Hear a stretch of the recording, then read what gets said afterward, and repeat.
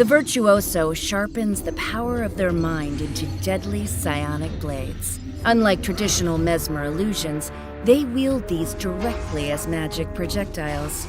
They deftly manipulate, deploy, and restore their summoned blades throughout a battle, staggering their enemies with conditions and control while inflicting very real cuts. If a Virtuoso ever finds their stock of magic blades running low, they can always count on the solid forged dagger in their hand.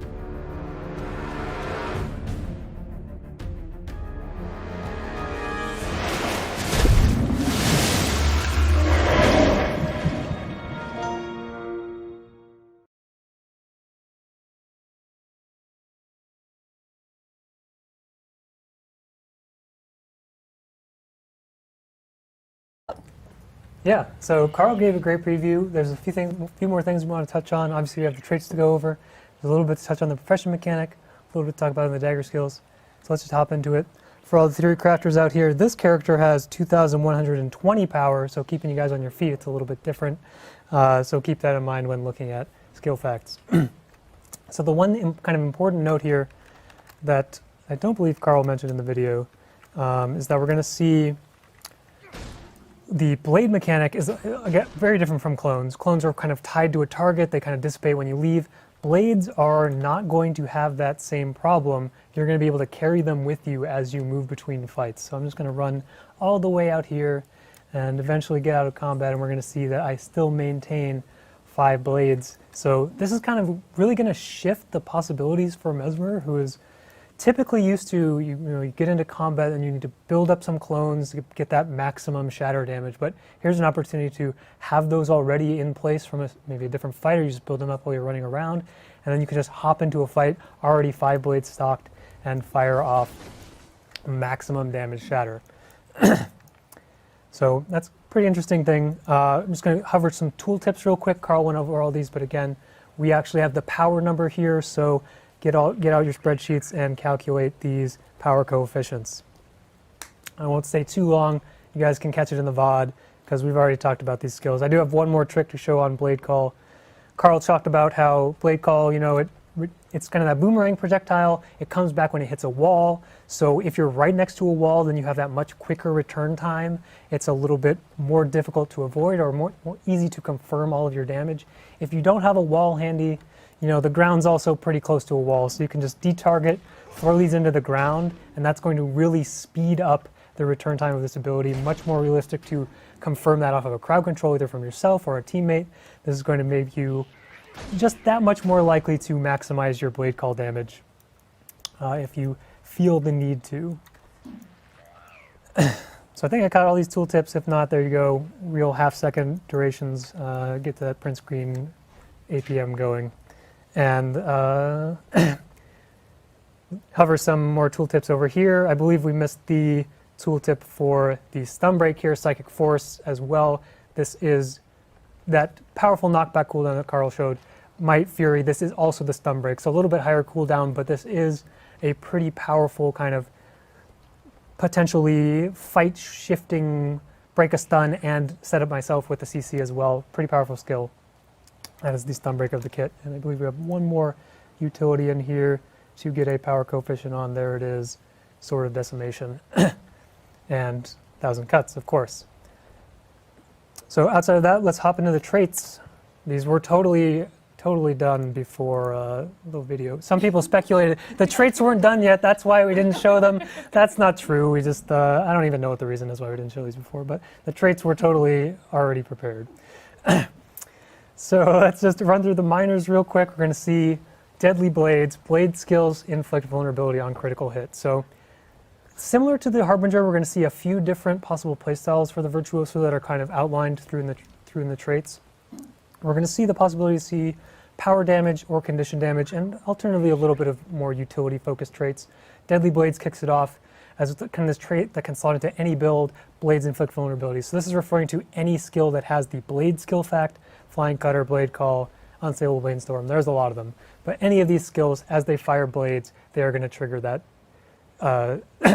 trait as long as you critically hit. We'll see a little bit more of that on one of the adept traits as well. And moving into Quiet Intensity in the Grandmaster slot. This is kind of that super fury that we've seen in a few places, a few different variations across different professions. We see a roiling mist on Revenant, vicious quarry on Ranger, kind of this enhanced fury. So Mesmer is getting the 30% critical hit fury, as well as a little bit of extra ferocity to really push that power damage. And we'll see a bit more. Sorry? Do you need some water? Yeah, I'm way ahead of you. We've stocked back up on water, so Yeah, I don't know if you have enough water. we'll see how many of these I can get through during the stream. Oh no! So moving back to the adept traits, you're going to start in the middle because middle trait line is a little bit more power focused. Bottom trait line is going to be a little bit more condition focused. And then we'll see a bit more utility on the top. So let's just start with the power. Mental focus, strike damage increase against foes within the range threshold. So a little bit of a difference. The dagger kit is obviously 1200 range, and this gives you a damage bonus for being within 600 range. So slight disconnect, but it's more pushing that more. You get more value out of the dagger skills by being closer, right? Like Blade Call, you get the full shotgun effect of that triple projectile. Unstable Blade Storm, a little bit slower of that moving projectile. So being closer is already a little bit more valuable for this character, and we're just going to reward that with mental focus being that close range damage multiplier. And here on the bottom we see a bit more condition focused, Jagged Mind, blade attacks increase. Blade attacks inflict bleeding on critical hits. So similar, Vuln on crit on the Master Tier Minor, bleed on crit here in Jagged Mind. This is any blade skill. So this really opens the door for a condition damage build because we saw all those blade skill facts across different skills. This is going to be potentially a lot of bleeding application. And finally up top we have Blade Turn Refrain. Blade songs grant Aegis. So really powerful Aegis on profession mechanic. Like this would be very, very good on Core Mesmer with the instant shatters. A little bit less powerful on Virtuoso as you do have the cast time. It's going to be a little bit harder to react maybe to something like Arcing Slice or Maul or these big incoming damage skills. But if you time it really well, you could still get that Aegis, or it's going to just enable you to kind of keep going, mitigate the next attack after you fire off one of those blade songs. And the Aegis is also going to be a little bit more valuable as we look at some of the traits further down the line, as we'll care about blocking attacks. So pretty valuable trait there, if not as powerful as it could have been on Core Mesmer. Hopping into the Master Tier, I'm going to start with the power damage again. Phantasmal Blades. Common theme among these traits is you're going to see Fury. All three of them are going to grant you access to Fury, which plays into that Grandmaster Minor, giving you the kind of super Fury enhancement. So Phantasmal Blades, Phantasms give you Fury, and also Launch a Blade. This one's a little bit tricky for all you Theory Crafters because I believe it uses the Phantasm weapon strength for this skill fact, so have fun finding that one. Because I believe all the Phantasms actually have different weapon strengths. I was testing this a long time ago, and I noticed some different weapon strengths among different Phantasms, so that's a fun one. On the bottom here for our condition damage players, Sharpening Sorrow, Fury on Bladesong Sorrow, that is the Cry of Frustration replacement. So a little bit of Fury off of that, a little bit expertise, condition damage, Rejoice. And then back up top we have Duelist Reversal. So pretty powerful option here, giving you quickness and Fury, again Fury, but quickness, big neon sign around quickness probably. Blocking or dodging attacks. This plays really well with Blade Turn Refrain. Getting that Aegis, obviously anytime you dodge. Get access to quickness, potentially a lot of quickness uptime because you have access to a lot of blocks, a lot of Aegis, a lot of dodges. 2 dodges on this character, that's crazy. Why do we ever give Mesmer 2 dodges? So Duelist Reversal, playing against this character, if you know they have that trait equipped, maybe you want to front load your abilities a little bit more, push through that cooldown, force them to dodge multiple times within that 3 seconds. You're only going to get the single quickness application there, but quite powerful. Then we're almost done. I believe, I covered all those, so we'll move into the Grandmaster traits here in a second.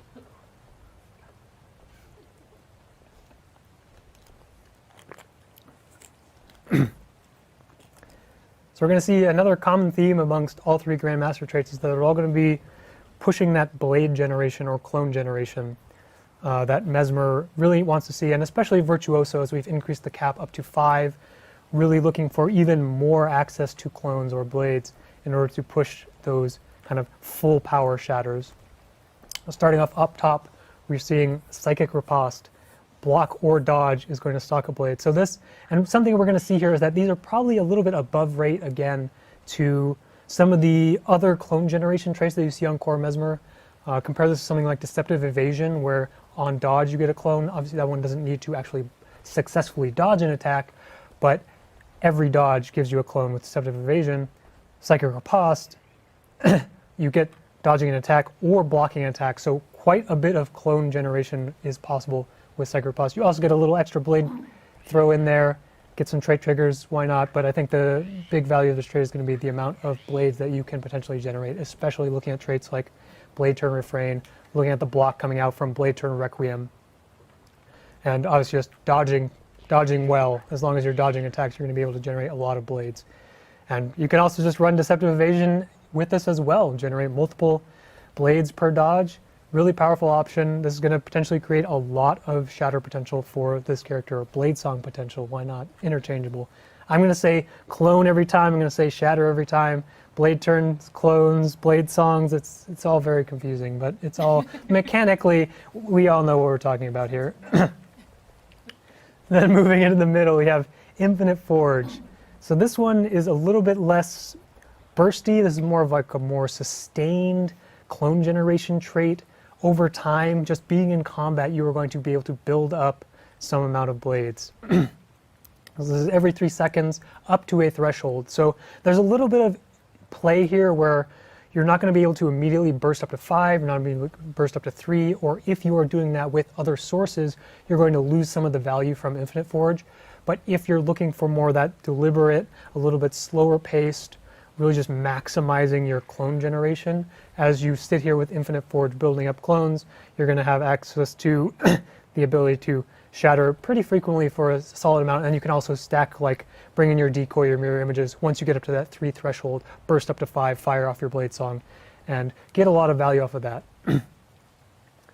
Then finally, leaning more into the condition damage builds, blood song here, increased bleed damage, just a nice little bonus on top. This is also going to give you a blade whenever you stack 5 bleeding on a single target. So this is all sourced from the Mesmer. Applying a bleed to a target with 4 bleed stacks from someone else, not going to do anything for you. Probably a little bit more balanced that way. And but this is, again, this is something that's going to be able to generate potentially a lot of clones in a short amount of time, because if you're hitting a bunch of targets and applying a lot of bleeds potentially with, you know, Jagged Mind or some of the other sources that Mesmer has access to, you could potentially be hitting like 5 targets, applying 5 bleeding, and getting a pile of blades to then shatter with. So again, all these Grandmaster traits are pretty powerful, I feel like, in terms of the amount of clones that you can build up compared to some of the more standard Mesmer gameplay. We're definitely going to be keeping an eye on how strong all of them are as people play with them a lot more. But we really wanted to push Virtuoso a lot toward that ability to really push those shatters with the 5 cap and the kind of unique differences of the characters already pointing your eyes toward the shatter mechanic. So let's give a lot of access to blades to this character. And so that's all we got to cover for the Virtuoso here.